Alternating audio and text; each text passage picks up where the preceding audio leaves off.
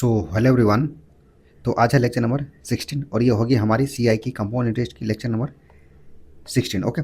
और ये है लास्ट लेक्चर, अंतिम लेक्चर होगी और आज ये लेक्चर खत्म है, यानी आज के लेक्चर में मिसलेनियस करेंगे। ठीक है, अभी तक हमने टाइप नंबर 9 तक करा है। ठीक है, आज है लेक्चर नंबर टाइप नंबर 10 है। ठीक है, इस टाइप में कौन सा करेंगे, मिसलेनियस वाले सवाल करेंगे सारे।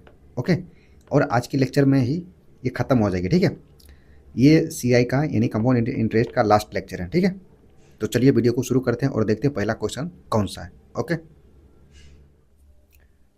एक व्यक्ति एक फ्रिज कुछ इस प्रकार खरीदता है कि वह खरीदते समय 1500 रुपया जमा करेगा, एक वर्ष के अंत में 1020 रुपये जमा करेगा, दूसरे वर्ष के अंत में 1003 जमा करेगा तथा तीसरे वर्ष के अंत में 990 रुपये जमा करेगा।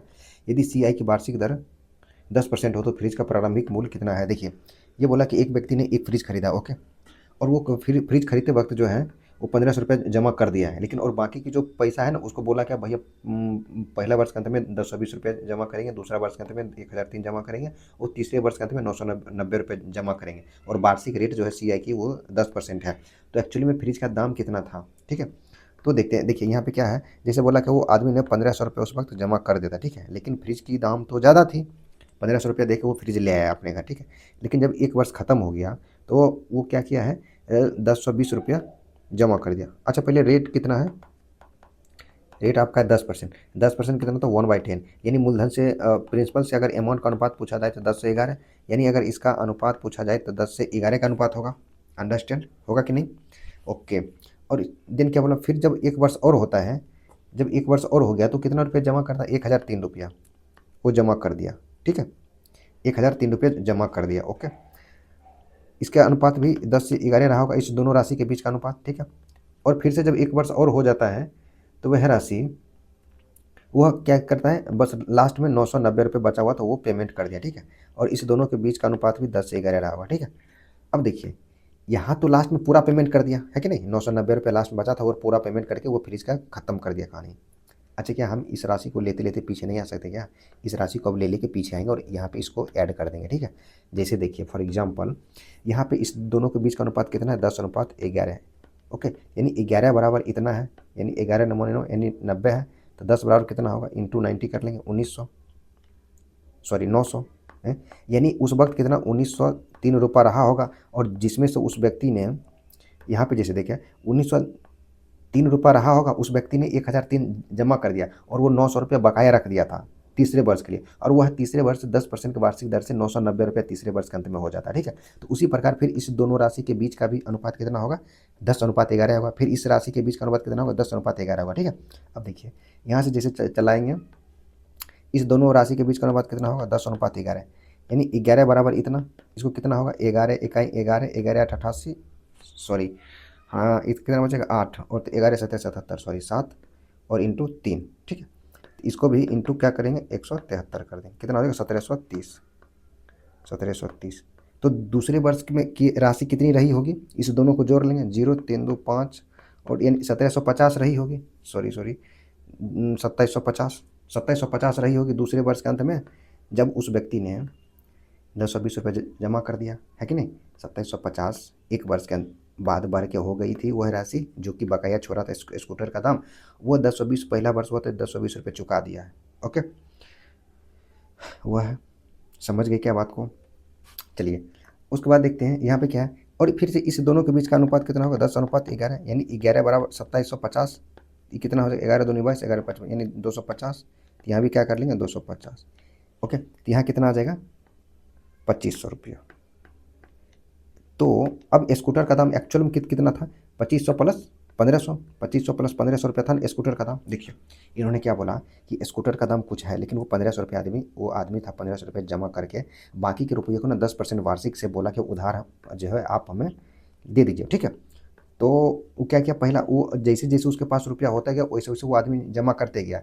तो देखिए वो पहले वर्ष के अंत में 1020 रुपये चुका दिया, एक्चुअली में उस पर बकाया था 2750 रुपये का, लेकिन उन्होंने 1020 रुपया ही चुकाया था, तो और 1730 रुपये बकाया रख लिया था, जो बढ़ के अगला बार जो ये 1903 यही तो रुपया हो जाता है ना। फिर जैसे 1003 चुका दिया तो 900 बच गया, तो 900 में से इतना 990 बढ़ के हो गया था 10% के रेट से। समझ गए क्या बात को। तो एक्चुअली में स्कूटर का दाम कितना होगा, 1500 प्लस 2500, तो मूलधन उसका कितना हो जाएगा, तो ये कितना हो जाएगा 1500 प्लस 2500। ओके, तो कितना हो जाएगा प्राइस फ्रिज का प्राइस कितना हो जाएगा 4000। समझेंगे क्या? इस क्वेश्चन को देखिएगा। एक व्यक्ति ने बैंक से 3000 रुपये का उधार लेता है, प्रत्येक वर्ष के अंत में 1000 रुपये देने का वादा किया। यदि तीसरे वर्ष के अंत में उसने ऋण मुक्त होना है तो तीसरे वर्ष के अंत में कुल कितना भुगतान करेगा यदि सीआई की वार्षिक दर 30% हो। देखिए इस क्वेश्चन का करने का तरीका क्या होगा, जैसे कि यहाँ रेट कितना है 30% है। Okay, rate 30%। एक व्यक्ति ने बोला 3000 रुपये का उधार लिया, ठीक है। जैसे यहाँ पे 3000 रुपये का उधार ले लिया वो व्यक्ति, ठीक। वो बोला कि जब 1 वर्ष हो जाएगा ना तो हम 1000 रुपये दे देंगे। लेकिन आपको पता है जब यह 1 वर्ष में 30% चलेगा, है कि नहीं, 1 वर्ष में 30% के रेट से 3000 का 30% कितना हो जाएगा 900 रुपया बढ़ जाएगा, है कि नहीं, 900 रुपया इंक्रीज हो जाएगा। तो टोटल वो कितना हो जाएगा रुपया 3900 रुपया हो जाएगा, ठीक है। 3900 रुपया उस पर ब्याज हो जाएगा 1 वर्ष के अंत में। लेकिन वह व्यक्ति बोला है कि हम 1000 रुपये जमा कर देंगे, ठीक है। 1000 रुपये जमा कर देंगे तो इसके पास कितना उधारी बचेगा, 2900 रुपया बचेगा, ठीक। 2900 रुपया बचेगा, ठीक, 2900 रुपया। अब इस 2900 पे फिर से ये अगले वर्ष जो चलेगा 30%, ठीक है। अब 2900 का 30% कितना होगा 870 रुपया हो जाएगा, ठीक है, 870। 2900 का 30% निकाल सकते हैं, जैसे 29 30 इंटू 100, ठीक। 00 से 00 कैंसिल, जब इसको गुना कीजिएगा कितना आ जाएगा 870 रुपये, ठीक है। समझ गए ना? अब देखिए ये कितना, अब 2900 प्लस 870 रुपया बढ़ के कितना आ जाएगा 3770 रुपया, ठीक है, 3770 रुपया। ओके, लेकिन वह व्यक्ति क्या करेगा, फिर से बोला है हम 1000 रुपये का पेमेंट कर देंगे दूसरे वर्ष के अंत में 1000, तब बचेगा कितना 2770 रुपया। अभी दूसरे वर्ष के अंत में उसके पास बचा हुआ है 2770 रुपया, ठीक है।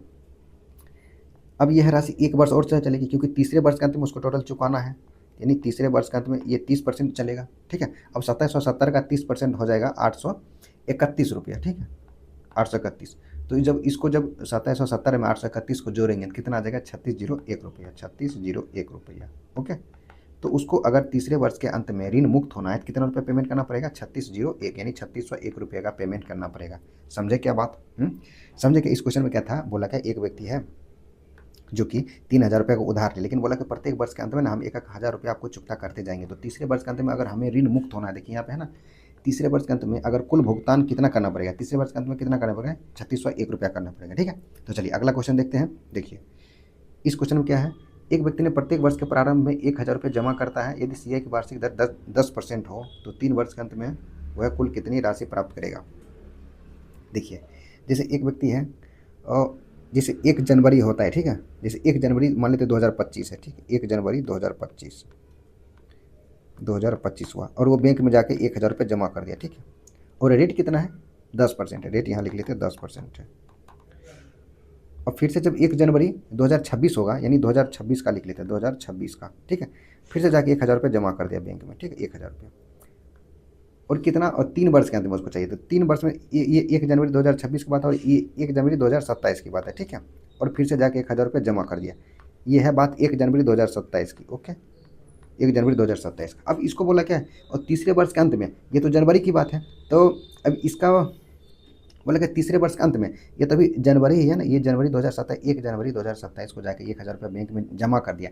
इसको क्या करेगा, दिसंबर में वह आदमी रुपया लेगा, है कि नहीं, इस रुपया को दिसंबर में लेगा, यानी इस पे क्या होगा 1 साल का ब्याज लगेगा, है कि नहीं। तो चलिए देखिए यहाँ से क्या होगा, इस राशि पे कितना होगा, अच्छा प्रत्येक साल कितना रेट कितना है, रेट परसेंटेज 10% है ना, 10%। और इस राशि को कितना होगा, दिसंबर में लेगा तो 10% का 1 साल का ब्याज देना पड़ेगा। तो ये 1000 की राशि अगर 1000 का 10% निकालेंगे तो 100 रुपया होगा, यानी यह राशि बढ़ के दिसंबर में कितना 1100 रुपया हो जाएगी, होगी कि नहीं, बिल्कुल होगी, ठीक है। यह राशि 1 साल में कितनी हो जाएगी 1100 रुपया। अच्छा आपको ये बताना यह राशि कितने साल तक चलेगी, यह राशि कितने साल तक चलेगी, आप कहिएगा 2 साल चलेगी, क्योंकि ये देखिए 1 जनवरी 2026 को जमा किया था और दिसंबर में, ये 2027 के दिसंबर में लेगा, तो ये 2 साल चलेगी ना, है 2 साल चलेगी ना यह राशि। तो 2 साल जब चलेगी, इसको ऐसे बना लेते हैं यहाँ पे 10%, इसको ऐसे कर लेते हैं यहाँ से, ठीक है, यहाँ से ये 10% कितना होता है 10 से 11, ठीक है, 10 से 11। और यह राशि कितने तक चलेगी, 2 साल तक चलेगी। तो 2 साल में प्रिंसिपल से मूलधन से मिश्रधन का अनुपात कितना होगा, यानी प्रिंसिपल से अमाउंट का अनुपात 10 के स्क्वायर से 11 के स्क्वायर होता है। और यह राशि 3 साल तक चलेगी, समझे क्या? तो ये कितना बनेगा, 10 का क्यू से 11 के क्यू से बनता है प्रिंसिपल से अमाउंट का अनुपात। देखिए जैसे अगर आप 1 जनवरी 2025 को यह राशि जमा किए थे और 1 जनवरी 2027 को निकाले थे, 3 साल रुपया चली ना, तो 3 साल में आपको नहीं पता कि प्रिंसिपल से अमाउंट को रेशो पावर 3 लगा के निकालते और यह राशि 2 साल तक चली है तो पावर 2 कर देते और यह राशि 1 साल तक रही है क्योंकि 1 जनवरी 2027 को डिपॉजिट किए थे और दिसंबर में इसको लेंगे यानी पूरा 1 साल चला है और यह राशि 2 साल चला और यह राशि 3 साल तक चला है कि नहीं। अब बताइए यह राशि 2 साल में बढ़ के कितनी हो जाएगी, 10 के स्क्वायर बराबर, यानी यह 10 के स्क्वायर बराबर इतना, 11 के स्क्वायर बराबर कितना हो जाएगा वो निकाल लेंगे। फिर ये 10 का क्यूब बराबर इतना, 11 क्यूब बराबर इतना हो जाएगा। ठीक है, चलिए क्वेश्चन खत्म हो गया यहीं पे। यहाँ पे कितना हो जाएगा, ये कितना हो जाएगा, 1210 रुपये हो जाएगा। कैसे हो जाएगा, यानी 10 का स्क्वायर कितना होगा, 100, 100 बराबर इतना, तो 11 का स्क्वायर कितना होता है, इतना हो जाएगा। ठीक है, यानी 10 पर पावर 3 इतना ही होता है और 11 पर पावर 3 हो जाएगा 1331 रुपये। ठीक है, 1331। तो टोटल 3 साल के अंत में जोड़ लेंगे कितना रुपया बनेगा, 3641 रुपया उसको 3 साल के अंत में बनेगा। समझे क्या? आई होप मेरी बातों को समझे होइएगा कि यह राशि 1 साल तक चली और यह राशि 2 साल तक चली और यह राशि 3 साल तक चली है। ठीक है, अगला क्वेश्चन देखिएगा, बस थोड़ी थोड़ी स्लाइटली डिफरेंट है इस क्वेश्चन में। एक व्यक्ति प्रत्येक वर्ष के अंत में 1000 बचाता है तथा बैंक में जमा करता है। सीआई की वार्षिक दर 10% हो तो तीसरे वर्ष के अंत में उसे कितने रुपये मिलेगा। देखिए वह राशि अभी जो है ये उसमें क्या था, वर्ष के शुरुआत में, और यहाँ पे क्या है, वर्ष के अंत में जमा कर रहे हैं। ठीक है, वहाँ पे क्या था, वर्ष के शुरुआत में, यहाँ पे क्या है, अंत में। ठीक है, वर्ष के अंत में, यहाँ देखिए वर्ष के अंत में लिखा हुआ है। ठीक है, वर्ष के अंत में। अब देखिए जैसे क्या यहाँ पे दिसंबर हुआ। ठीक है, जैसे एक राशि थी, यह जनवरी है। ठीक है, यह 10% से चलेगी। ठीक, 10% से चलेगी। ठीक, उसने दिसंबर हुआ, ये जाके 1000 बैंक में जमा कर दिया। ठीक है, वो तीसरे वर्ष के अंत में लेगा। ठीक है, फिर से 1000 रुपया वो जाके दूसरे वर्ष के अंत में जाके जमा कर दिया। ठीक है, और फिर से तीसरे जब 3 वर्ष का अंत जब हो गया तो वह जाके 1000 रुपये जमा कर दिया। और कितना परसेंटेज कितना बोला, 10%। रेट परसेंटेज कितना है, 10%। ठीक है, और बोला कि हमें तीसरे वर्ष के अंत में पैसा ही चाहिए। अब बताइए ये पता है ना आपको, अगर ये जनवरी 2025 की बात है तो ये दिसंबर 2025 की बात है और ये दिसंबर 2026 की बात है और ये दिसंबर 2027 की बात है मान लीजिए। तो बोला कि दिसंबर में ही हमको पैसा चाहिए, तो इस पैसा पे तो ब्याज नहीं मिलेगा ना, ये तो पैसा दिसंबर में डिपॉजिट ही किया गया है तो इस पर ब्याज नहीं मिलेगा। ठीक है, इस पर ब्याज नहीं मिलेगा, ये ज्यों का त्यों 1000 का 1000 ही उसको मिलेगा क्योंकि इस पर ब्याज नहीं मिलेगा। और यह राशि कितने टाइम तक चली है, यह राशि चलिए 1 साल तक और यह राशि 2 साल तक चली है। ठीक है, बस यही डिफरेंस है उस क्वेश्चन में और इस क्वेश्चन में। जब वर्ष के शुरुआत में अगर डिपॉजिट करें तो यहाँ से इस ऐसे राशि बनती है और जब वर्ष के अंत में डिपॉजिट करें तो इस पे ब्याज नहीं मिलता, बाकी इस दोनों राशि पे ब्याज मिलता है। ठीक है, तो देखिए यह राशि चली है कितना साल तक चली है, 1 साल तक चली है। तो 10 से 11 और यह राशि कितने साल तक चली है, 2 साल तक। ये 10 का स्क्वायर से 11 का स्क्वायर। ओके, तो ये कितना हो जाएगा, 1100। और ये कितना, 10 का स्क्वायर 100 बराबर इतना, तो ये कितना हो जाएगा, 1210 रुपये। ठीक है, इस सबको जोड़ लेंगे कितना आ जाएगा, 3310 रुपये आ जाएगा। ठीक, 3310 रुपये इस क्वेश्चन का आंसर है, 3310 रुपये। ओके, आई होप मेरी बातों को समझे होगी क्लियर तरीके से। ठीक है, चलिए अगला क्वेश्चन देखते हैं। इस क्वेश्चन में क्या है, एक व्यक्ति साधारण ब्याज पर 10% वार्षिक दर से कुछ राशि उधार ली तथा इसे एक दूसरे व्यक्ति को 12% वार्षिक दर से उधार दे दिया। यदि उस व्यक्ति की 1 वर्ष की कमाई 2000 रुपये है तो कुल कितनी राशि उधार ली गई थी। देखिए आप है किसी व्यक्ति से, किसी तीसरे व्यक्ति से, जैसे देखिए आप हैं, आप ये हैं, ठीक, आप ये हैं, आप क्या किया, किसी तीसरे व्यक्ति से 10% पर उधार लिए और किसी चौथे व्यक्ति को आप 12% पे दे दिए, तो आपका प्रॉफिट कितना है, 2% का ही तो प्रॉफिट है ना। यही 2% में कितना है, 2000 है। तो कुल राशि कितनी थी वही तो पूछा है। देखिए जैसे देखिए तो प्रॉफिट कितना होगा, ये साधारण ब्याज है ना, साधारण ब्याज 1 साल में या 12% और ये कितना होगा, 10% का अंतर हो जाएगा, कितना है 2% का, और यही 2% का डिफरेंस कितना के बराबर दिया हुआ है, 2000 रुपया। ठीक है, तो 1% कितना हो जाएगा, 1% हो जाएगा 1000 रुपया। ठीक है, 1000 रुपया। ओके, 1% कितना होगा, 1000 रुपया। तो मूलधन कितना होगा, P बराबर 100%, यहाँ पे परसेंटेज है 100%, कितना हो जाएगा 100% कितना होगा, ये हो जाएगा 1 लाख, कितना होगा 1 लाख रुपये हो जाएगा। ठीक है, 1 लाख रुपया। समझे क्या, प्रॉफिट की राशि कैसे निकला, समझे क्या, जैसे आप किसी से 10% पर लिए और 12% पर लगा दिया तो आपका प्रॉफिट कितना है 2% का प्रत्येक साल है ना। तो एक ही वर्ष के अंत में हो रहा था, आपको एक साल में 2% का प्रॉफिट हुई है और यही प्रॉफिट बराबर 2000 दिया हुआ था। तो 1% 1000 के बराबर है, तो पी होता है 100%, 100% बराबर 1 lakh rupees. Okay, so now it will become 1 lakh. Okay, चलिए अगला क्वेश्चन देखिएगा। यहाँ पे एक व्यक्ति ने साधारण ब्याज की दर पर 5% वार्षिक दर से उधार लिया तथा चक्रवृद्धि ब्याज पर वार्षिक 5% वार्षिक दर से उधार दे दिया है। तो 2 वर्ष की कमाई इतना रुपया, तो उधार लेके वस्तु कितना है। देखिए इस क्वेश्चन में क्या है, जैसे 2 वर्ष की बात है, यह 5% और यहाँ भी 5%, ठीक है। यह है SI यानी साधारण ब्याज है, ठीक है, और यह है CI 5%, ये क्या है CI है, ठीक है। अब जब ये 2 वर्ष की बात है, देखिए है ना, उसके 2 वर्ष की कमाई है, 2 वर्ष की कमाई। अब बताना है कि SI 2 वर्ष में कितना होता है। SI 2 वर्ष में हो जाएगा 5 5 10% हो जाएगा, लेकिन CI 2 वर्ष में कितना होगा, CI कितना होगा, तो 10.25 होगा। कैसे होगा, आपको बताए थे ना, x plus Y plus X Y बटे 100 वाला बात। या तो क्या करना है, जब दो राशि को एक सिंगल बनाते थे ना, याद है कि नहीं, जैसे यहाँ पे r² इंटू 2r करते थे, सॉरी यहाँ पे 2r इंटू r², ये होता था ना, और बीच में 10, यानी यहाँ पे r बराबर 5 है, यानी 25, और इसका दोगुना करेंगे 10.25, समझे क्या। तो उसको, अच्छा उसका प्रॉफिट कितना हुआ है, उसको प्रॉफिट कितनी हुई है। अगर प्रॉफिट कमाई उसको कहाँ से हुई है, कमाई यहाँ से हुई है कि 10.25 उसको मिला है और ये 10 गया है, ठीक। कमाई हुई 10.25 की, ठीक, और यही 10.25% जो है दिया हुआ है 400 के बराबर 2 साल में। 1% कितना हो जाएगा, 400 बटे 10.25 इंटू 100 कर लेंगे, क्यों कर लेंगे, ये 10 उड़ा देंगे, ठीक है। ये क्या करेंगे, 25 चौका 100, ठीक है। 1% कितना आ जाएगा, 1600 रुपया, ठीक। यहाँ पे रुपया है, तो मूलधन कितना होगा, पी बराबर तो होता है 100%। 100% कितना हो जाएगा, 1600 पे डबल जीरो लगा लेंगे, ठीक। So now it will become 1,60,000 रुपये, ठीक है। समझे क्या, आई होप मेरी बातों को समझोगे कि उसकी कमाई कैसे हुई है, ठीक है। उसकी कमाई जैसे कि वो साधारण ब्याज पर लिया था, 2 वर्ष में साधारण ब्याज 10% होगा और 2 वर्ष में चक्रवृद्धि ब्याज कितना होगा, 10.25, यानी आप साधारण ब्याज पर किसी से उधार लिए हैं और चक्रवृद्धि ब्याज पर किसी को उधार दे दिए हैं। तो आप जब साधारण ब्याज पर लिए हैं तो आपको 10% लगेगा, और आप जब किसी को दे दिए तो उसको आप 10.25, तो कमाई आपको कितना हुई है, 10.25 की तो कमाई आपको हुई है ना। तो वही कमाई आपको कितना है, तो मूलधन कितना था, 1,60,000 रुपये की मूलधन थी, ठीक है। देखिए इस क्वेश्चन को देखिएगा, यहाँ पे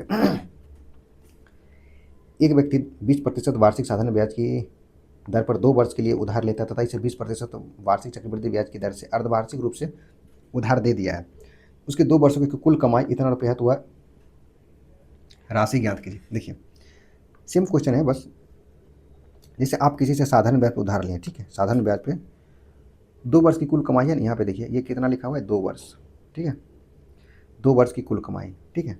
यानी आप साधारण ब्याज पर लिए हैं 20% से, ठीक, 20% और 20%, ओके, 20%, तो SI कितना हो जाएगा 2 साल का 40%, ओके, 40% हो जाएगा, ठीक है। लेकिन जब साधारण ब्याज देखा जाए, सॉरी चक्रवृद्धि ब्याज देखा जाए, यानी और क्या बोला, 6 महीना पे है ना, यहाँ पे देखिए अर्धवार्षिक रूप से संयोजित हो रहा है, देखिए यहाँ पे है अर्धवार्षिक रूप से दीजिएगा, ठीक है।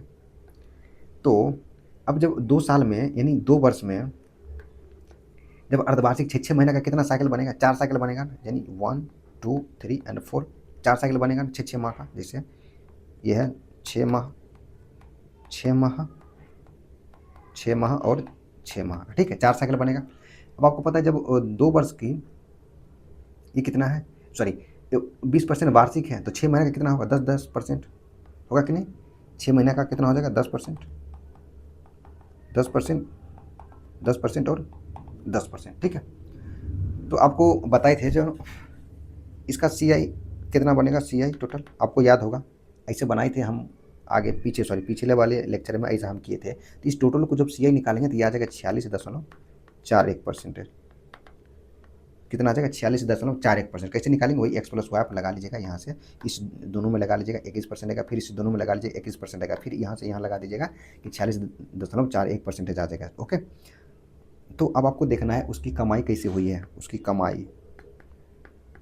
कमाई कैसी हुई है। उसको आ रहा है 46.41% और जा कितना आ रहा है 40%, तो उसकी कमाई है 6.41% और 6.41% बराबर ही दिया हुआ है 6410 रुपये के बराबर दिया हुआ है। यानी 1% का मान कितना है, 1% का मान है 1000 रुपये। ठीक, तो P बराबर 100% होता है।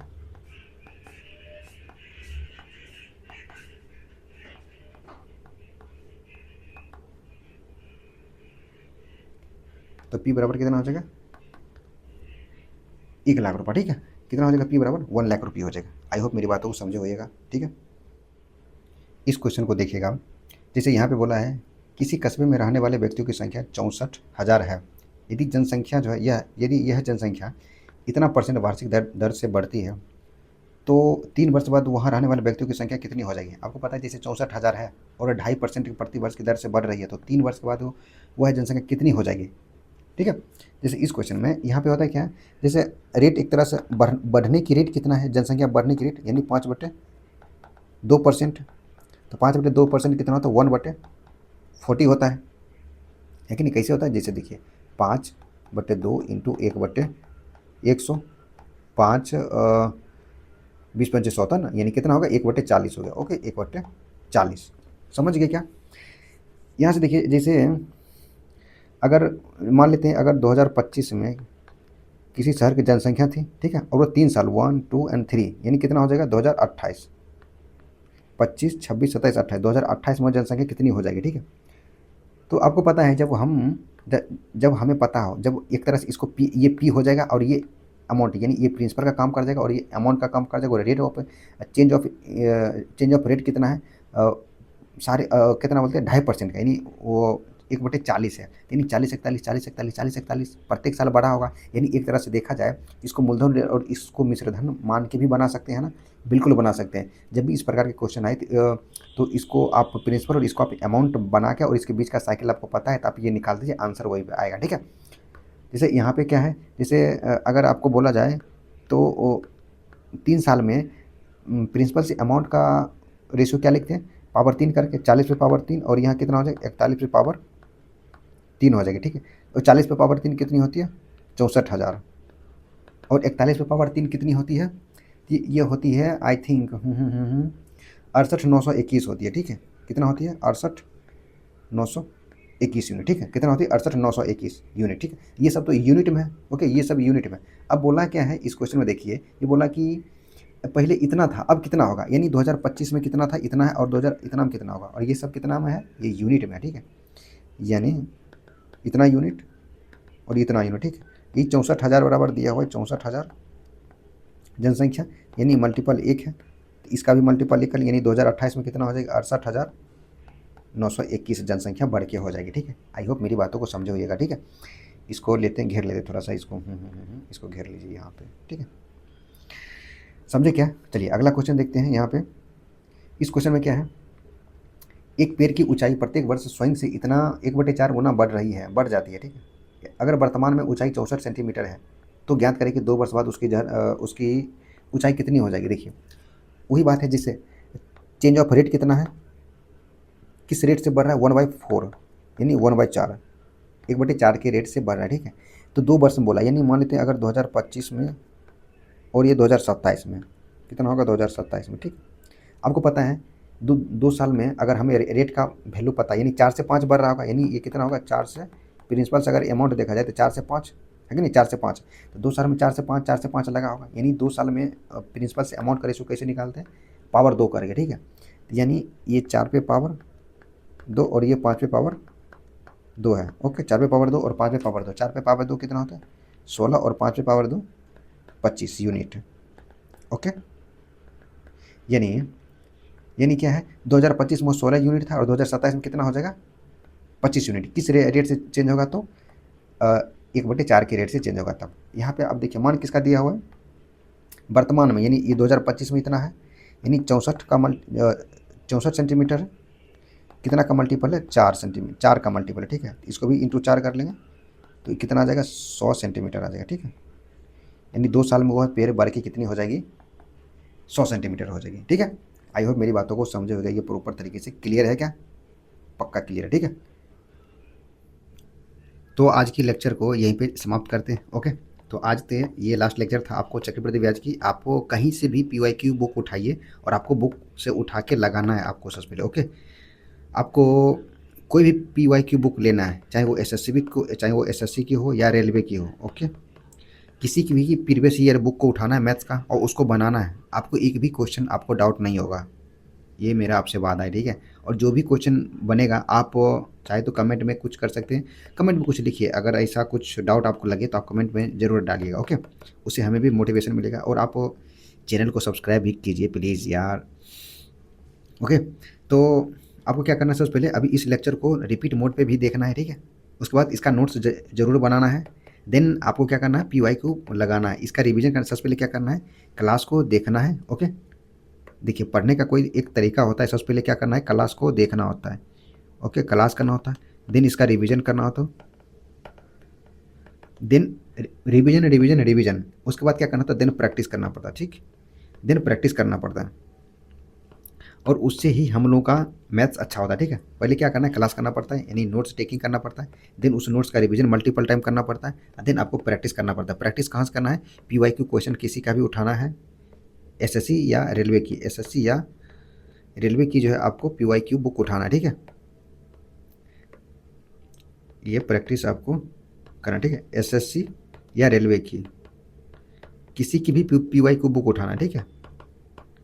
PYQ बुक उठाना है और वहाँ से आपको प्रैक्टिस करते जाना, ठीक है। तो आज के लेक्चर को यहीं पे समाप्त करते हैं। अब नेक्स्ट टॉपिक देखेंगे कौन सा स्टार्ट करते हैं, ठीक है।